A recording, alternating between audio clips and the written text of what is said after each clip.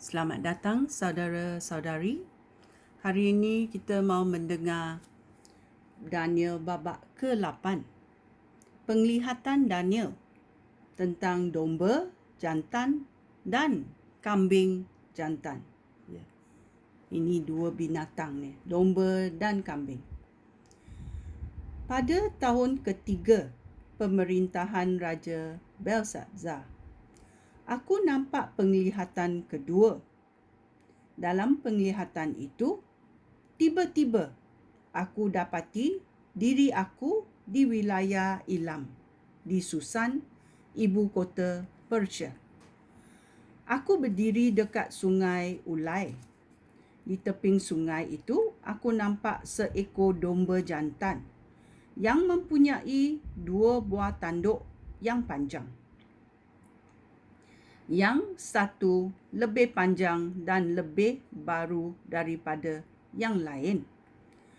Aku nampak domba jantan itu menanduk ke arah barat, utara dan selatan.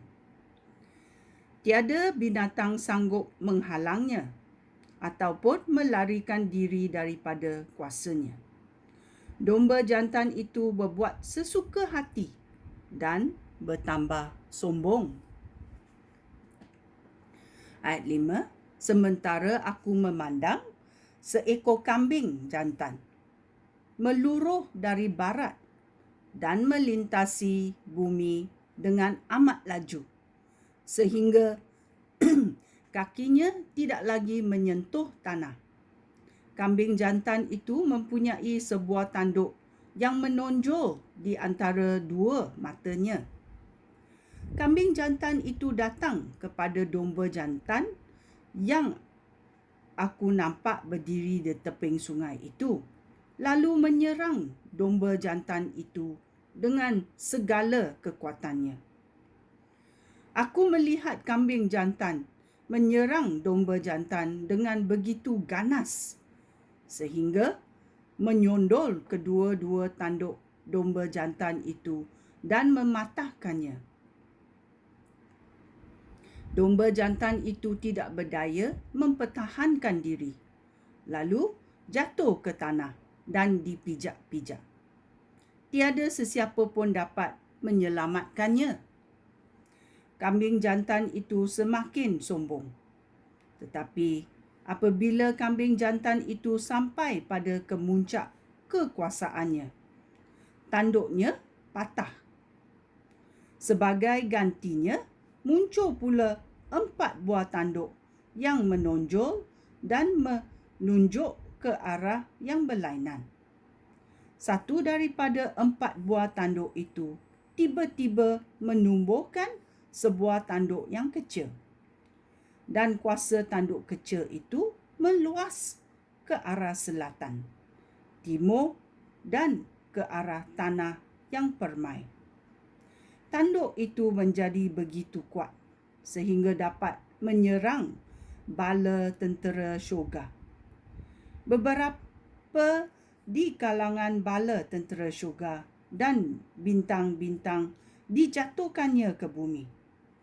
Lain lalu dipijak-pijaknya. Tanduk kecil itu juga berani mencabar panglima bala tentera syurga, menghentikan korban harian yang dipersembahkan kepada panglima itu dan menajiskan rumah Tuhan.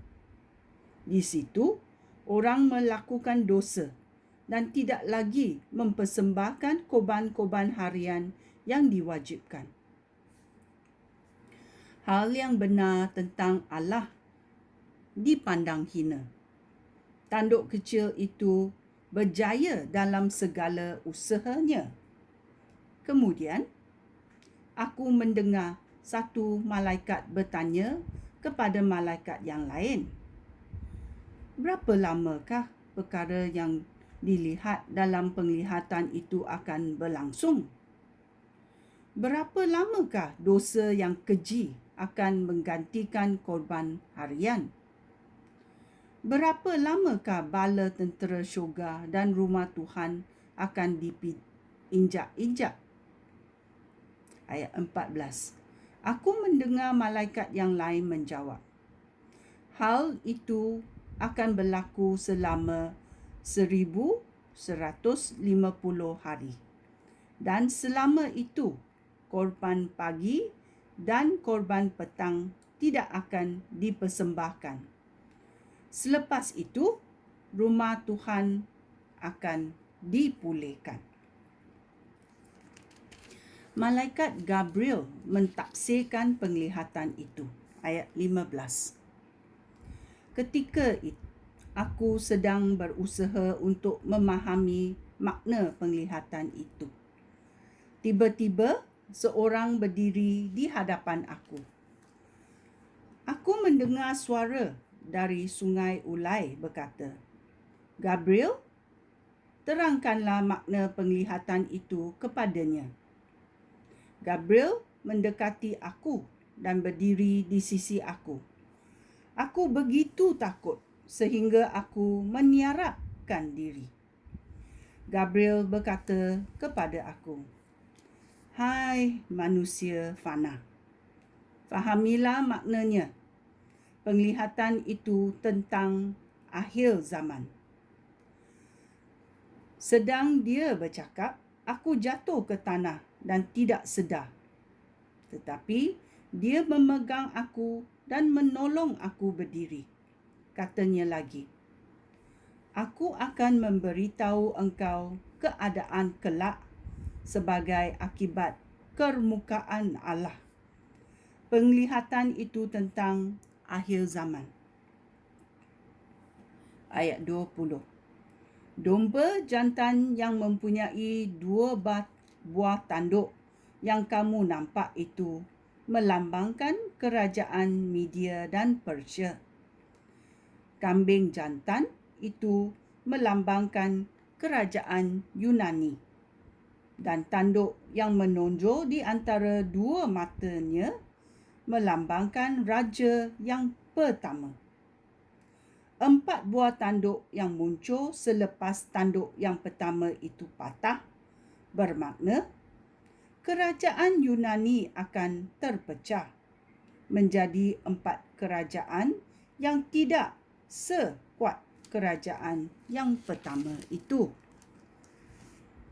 Apabila keruntuhan keempat-empat kerajaan itu telah dekat sehingga harus dihukum, dan kejahatan di situ telah memuncak, maka akan muncul seorang raja yang keras kepala, jahat dan licik. Dia akan menjadi kuat, tetapi bukan dengan kuasanya sendiri. Dia akan menyebabkan kebinasaan yang mengerikan dan akan berjaya dalam segala usahanya. Dia akan membinasakan orang yang gagah perkasa. Dan umat Allah juga dibinasakan. Oleh kerana kelicikannya, dia akan berjaya dalam segala penipuannya.